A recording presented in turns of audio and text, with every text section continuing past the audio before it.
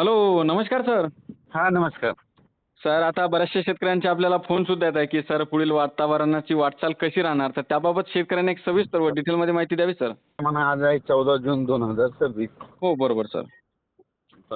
सध्याच्याला ना हां, हां. असं सध्या विखुरलेल्या स्वरूपातच पाऊस आहे. सध्या काही म्हणजे एवढा म- मोसमी पाऊस सध्या तरी नाही. हो मग का? पाऊस कधी येणार आहे? जूनच्या शेवटच्या आठवड्यात पेरणीचा येणार आहे चांगला. जूनच्या शेवटच्या आठवड्यामध्ये. हो. हो, तसं तर 18 जून पासून म्हणजे थोडीफार पावसाला सुरुवात होणार 18 पासून. 18 तारखेपासून. हो. पण हो. काय झालं की ज्या ज्या वर्षी ना हं. पाऊस दक्षिण महाराष्ट्रापर्यंत येतो आणि थांबत आहे. हो. असं 23 ला सुद्धा असंच झालं. तर त्याच्यानंतर पाऊस पुरे येते मग. हो, बरोबर. मग आता यावर्षी मग पुरेपूरच पाऊस येईल आता. पुरेपूर आल्याच्या नंतर काय होणार आहे? हां. विदर्भामध्ये काय होईल मग 8 तारखेपासून बऱ्याच भागामध्ये पाऊस सुरुवात होईल. विदर्भामध्ये? हो. हो. सुरुवात होईल पूर्व विदर्भाकडून. हां, हां, हां. वर्धा, नागपूर, भंडारा, गोंदिया, चंद्रपूर, यवतमाळ हो. आणि त्याच्यानंतर ते पाऊस पुन्हा पश्चिम विदर्भाकडे म्हणजे अमरावती, अकोला, हां, यवतमाळ, बुलढाणा, हां. वाशिम हो. ह्या पट्ट्यात येईल परत. हां, हां, हां. आणि त्याच्यानंतर पुन्हा ते पाऊस पुढे सरकत मग मराठवाड्याकडे येईल. मराठवाड्यामध्ये मग ते बरोबर. मराठवाड्याकडे काय होईल मग 21 नंतर येईल. 21 एकवीस तारखेसमोर. ते 29 दरम्यान. हो. मग तिथून पुढे ते पश्चिम महाराष्ट्राकडे जाईल. पश्चिम हां. महाराष्ट्राकडे 2129 मध्येच राहील. हो का? आणि उत्तर महाराष्ट्राकडे काय होईल हं. मग आपल्याकडं आपल्यापासून उत्तर महाराष्ट्र खूप दूर आहे ना. हो, हो, मग बरोबर. नाशिक जिल्हा, धुळे, नंदुरबार हं. तिकडं मग 24, 25, 26, 27 दरम्यान जाईल. हो का? पण शेवटच्या आठवड्यात मात्र पेरणीचा पाऊस येईलच. हो, मात्र शेवटच्या आठवड्यातनी आपल्याला सर्वदूर पाऊस पाहायला मिळेल. हो. हो. मात्र सर आठ आता हे जे सुरुवात 18 होत आहे जून पावसाची. पासून थोडी थोडी सुरुवात होईल समजा. हां, हां, हां. पण मात्र एकदमच सगळीकडे पडणार नाही. दररोज वेगवेगळ्या भागात पडेल पण हो. पाऊस मान्सून दाखल होईल आणि पेरण्या होतील मग. हां, हां, हां. मात्र सर आपल्याला 18 तारखेपासून पाऊस पाहायला मिळेल समोर भाग बदलत. समोर-समोर मग सर्वदूर पावसाची शक्यता राहणार. हो. हो, मात्र शेवटचा आठवडा आहे ते जोरदार राहणार. हो, शेवटच्या आठवड्यात मग चांगला येईल. हो, मात्र शेतकऱ्यांची पेरणी होऊन जाणार त्या पावसामध्ये. हो, होणार. हो. दुष्काळ वगैरे नाही पडणार, हां, हां, हां. पण पेरणी होणार एवढं निश्चित. हो, मात्र तशी तुम्ही 3 टप्प्यामध्ये पेरणी सांगितलेलीच होती पहिल्यापासूनच. हो. हो, एक 7 ते 14 आणि दुसरी 20 ते 30च्या दरम्याननी. हो. आणि नंतर 10 ते 10 15 जुलै ते जुलैच्या 15 नंतर. जुलै. हो, हो. बरोबर, बरोबर.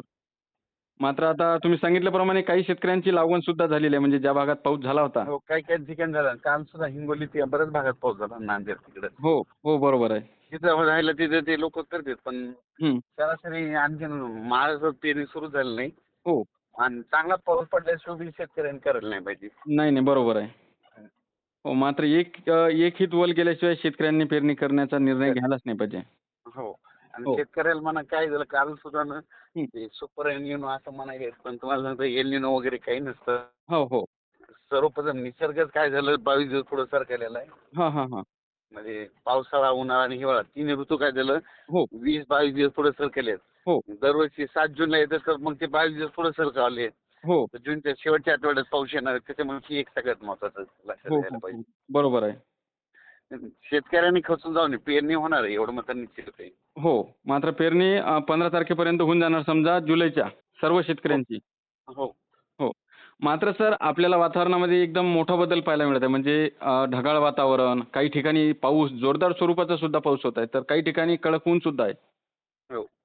तर आता आजपासून समजा एक-एक दिवस पाऊस कसा राहणार आणि कोणकोणत्या जिल्ह्यांना हे घेत जाणार? सध्या काय होईल विदर्भाकडेच पाऊस पूर्व विदर्भाकडेच पाऊस राहिली सध्या 2-3 दिवस तरी. 3 दिवस पुढील.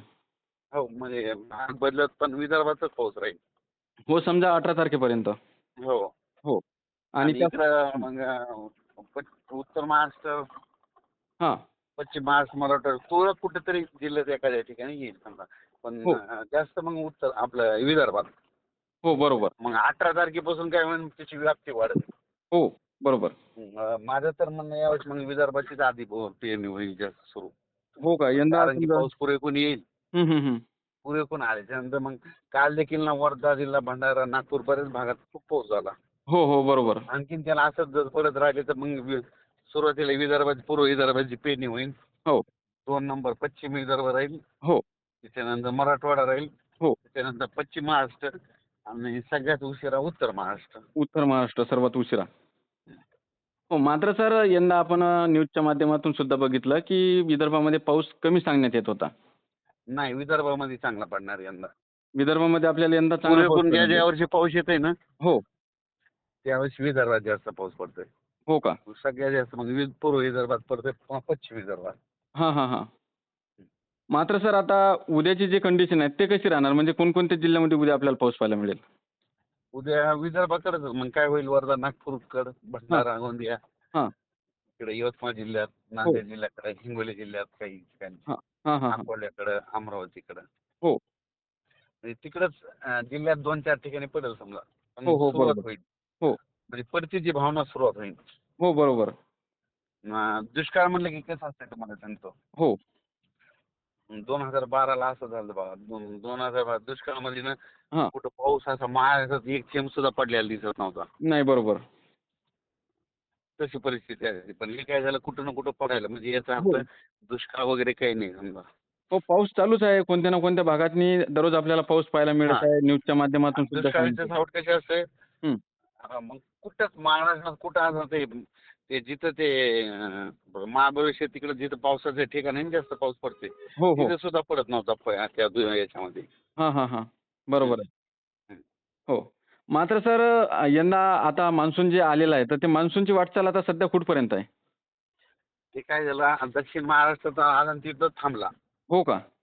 हां, आणि आता परत काय होणार, मग आता पूर्वेकडून येणार. हां, हां, हां. पुन्हा काय होणार, परत आणखीन सक्रिय होईल आणि पुन्हा मुंबईत गोव्यापासून पुन्हा आणखीन पुढे सरकल पुन्हा नंतर हो, हो. बरोबर. 18च्या नंतर, हो. मात्र सर मान्सून 22-23च्या रखडला का? नंतर. हो. मान्सून हां, रखडला का? रखडलं पुन्हा पूर्वपदावर येईल पुन्हा परत. हो का? हं. हो, मात्र 18 तारखेच्या समोर आपल्याला मग पाऊस पाहायला मिळेल. पण हे जे प्रसार माध्यमातून म्हणतात ना, दुष्काळ पडणार आहे, हो, पेरण्या होणार नाही, तसं बरोबर. काही नाही होणार. हो. मात्र सर यापूर्वी आपण बघितलं होतं, की अल निनोचं संकट सांगण्यात येत होतं आणि आता पुन्हा तेच न्यूजवरती बातम्या सांगण्यात येत आहे. पुन्हा पुन्हा तेच. काय झालं, 7 जूनला मान्सून दाखल झाला आणि त्याच्यानंतर थोडंफार वारं सुटलं, पाऊस झाला की लोक काय करतात, थोडं घाबरतात. हो, हो. बरोबर. आणि प्रसार माध्यम झाल्यामुळे काय होईल, जरा जास्तच लोक घाबरायले. हो, हो. बरोबर. अशी परिस्थिती दरवेळेस असते. एक तर काय असते, पाऊस पडून पुढच्या महिन्यामध्ये पाऊस पडते आणि पुन्हा असते. हां. पण यावेळेस असं झालं, उलट झालं. हो. सुरुवातीलाच तसं झालंय. हं, हं, हं. हं.